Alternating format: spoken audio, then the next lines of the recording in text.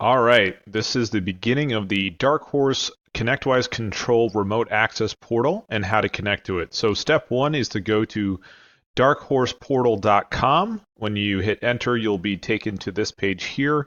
You'll want to, obviously, looks like you should be clicking on start a new session, but really you need to click on this login button in the top right corner. So after you click on that, should take you to a username and password screen. We're going to log in under Clay's account right now so you can see a demo of what you will see. We'll go ahead and log in, hit enter. Will not save the password. So once you're in the system, it'll show you a list of all the computers you have access to. In this case, it's a pediatric startup in Winter Park, Florida. The server is the only thing online. So it's as simple as connecting to a computer. You click on the computer you want and you hit join. All right, this is going to launch the connection agent. So instructions here, and this will only pop up on the first time that you run it. So we're just waiting. And you can see it popped up in the lower left-hand corner. A small 3 megabit file about the size of a song. So if we click on that,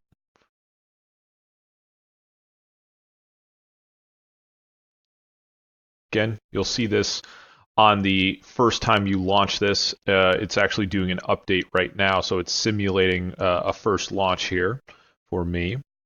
All right, so now it is negotiating the connection to the computer. And as you can see, it has launched the window here. So one quick thing. So sometimes when you log into a server, there is what's called a Control-Alt-Delete screen, and it wants you to hit Control-Alt-Delete. If you do that on your keyboard, it's going to actually happen on the computer that you're controlling from, not the actual computer we're inside. So to do that, there is this toolbar up here, and this gives you a variety of options. One, you can change how everything is displayed, resolution, but this gear icon is going to do send control delete. So you want to do that in order to type in your password. So once you're in, here's in this case, here's Open Dental for new startup, and you're on your way.